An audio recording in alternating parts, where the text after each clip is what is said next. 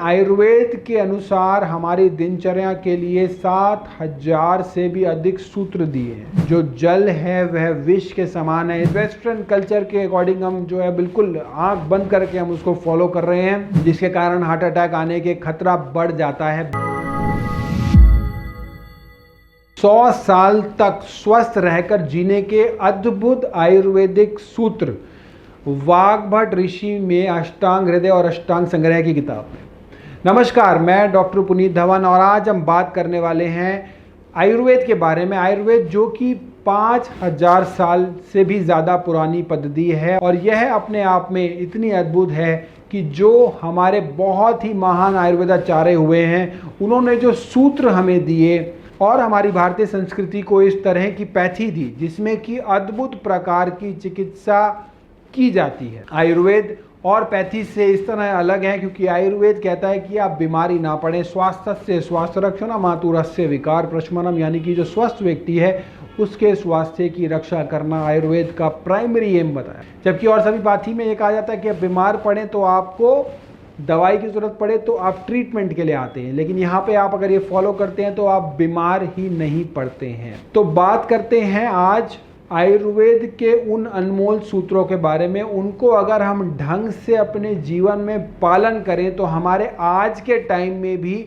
हम बहुत हद तक स्वस्थ रह सकते हैं, दीर्घायु हो सकते हैं, आयु बहुत लंबी हो सकती है। आज से 5000 से भी ज़्यादा साल पुराने लोग शतायु 100 वर्ष की आयु प्लस हुआ करते थे। उन्हीं शब्दों के बारे में बात करेंगे। जापान में आज भी लोगों की एवरेज एज 100 साल के आसपास रहती है। तो हमारे देश में ऐसा क्यों हुआ कि हमारी भारतीय लोगों की एज सिमट कर 60-65 के आसपास ही रह गई? इसका कारण यह है कि हम अपनी मूल संस्कृति और जो आयुर्वेद की पद्धति थी उसको, जो भी सूत्र थे उसके अंदर, वो सब हम भूलते जा रहे हैं और हमारी दिनचर्या बिल्कुल ही बदल गई है, खराब हो चुकी है। वेस्टर्न कल्चर के अकॉर्डिंग हम जो है बिल्कुल आंख बंद करके हम उसको फॉलो कर रहे हैं। तो आज मैं इस वीडियो के जरिए आप लोगों को आयुर्वेद के शुरुआत, जो कि अप्रॉक्सीमेटली कुछ सूत्रों के अनुसार 5000 साल पहले से हुई थी, उसके बारे में बताऊंगा।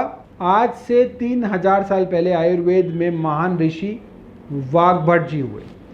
जो वाग्भट जी आचार्य चरक के शिष्य थे। आचार्य चरक वे हैं जिन्हें आज की डेट में आयुर्वेद का जनक माना जाता है। उनके द्वारा लिखी गई चरक संहिता एक बहुत ही अद्भुत आयुर्वेदिक ग्रंथ है और वाग्भट जी ने अष्टांग हृदय और अष्टांग संग्रह नाम की पुस्तकें लिखी। उन्होंने अष्टांग हृदय में आयुर्वेद के अनुसार हमारी दिनचर्या के लिए 7000 से भी अधिक सूत्र दिए हैं। उनका यह मानना था कि अगर हम अपने खाने पीने को और लाइफस्टाइल में उन सूत्रों को अपना लें तो कुछ चेंजेस करके हम अपनी ज़िंदगी में बीमार ही नहीं पड़ेंगे, और अगर हम बीमार भी हैं तो बहुत ही जल्दी स्वस्थ हो जाएंगे। ऐसा कहना है ऋषि वाग्भट जी का।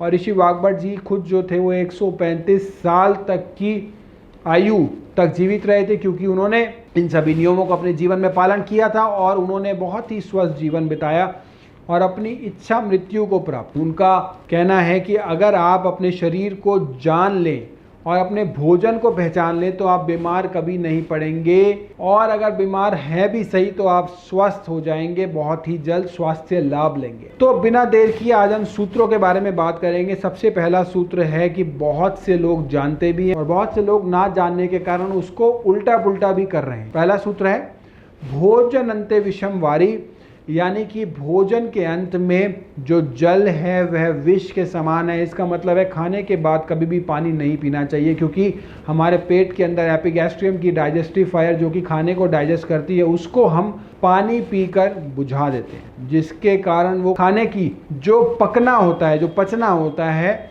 उसके बजाय वह सड़ने लग जाता है और यह अनडाइजेस्टेड यानी कि सड़ा हुआ खाना ही यूरिक एसिड, LDL, VLDL ये सब बढ़ाता है हमारे शरीर में जाकर। और यही खाना जो हमारे शरीर में पचा नहीं है या जो एक्स्ट्रा फैट हमें खाया है वो अपच, इनडाइजेशन के कारण कोलेस्ट्रॉल की फॉर्म में डिपॉजिट हो जाता है आर्टरीज में, और या फिर ट्राइग्लिसराइड बन के हमारे ब्लड में जमा हो जाता है, जिसके कारण हार्ट अटैक आने के खतरा बढ़ जाता है, बना रहता है हमेशा।